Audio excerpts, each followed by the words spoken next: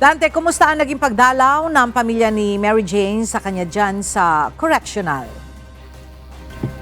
Magandang umaga, Ella. Sa ngayon ay wala pa tayong impormasyon dahil hinihintay pa natin na lalabas yung kanyang pamilya mula dyan sa loob. Kasi sa ngayon, Ella, nandito lang kami sa gate ng Correctional Institution for Women.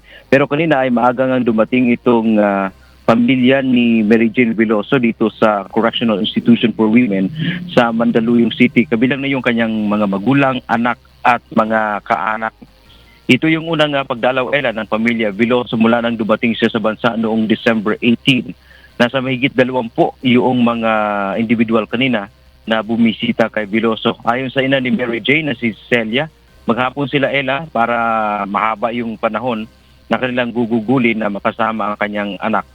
Dala ng pamilya Veloso ang mga hiningi ni Mary Jane gaya ng pagkain, damit, hygiene kits at iba pang personal na gamit habang nananatili siya sa correctional facility. Hindi naman, Ella, pinayagan na may mga media na makapasok sa loob, kundi hanggang dito lamang sa main gate ng CIW. Ayon sa Bureau of Corrections, gusto ni Mary Jane na maging pribado ang affair na ito. Una nang hiniling ng mga magulang ni Mary Jane na sana pag-uwi nito sa Pilipinas ay diretso sa kanilang bahay itong long holiday. Subalit hindi nga natupad, Ella, dahil hindi naman napagkalooban ng clemency si Veloso ng Pangulo. Ang pag-asa ng pamilya Veloso at mga abogado nito na bago matapos ang 2024 ay tuluyan ng makakalaya si Mary Jane sa pamamagitan ng pagkakaloob sa kanya ng clemency ng ating Pangulo. Yan ang ating update mula dito sa Mandaluyong. Balik sa iyo, Ella. Maraming salamat, Dante Amento.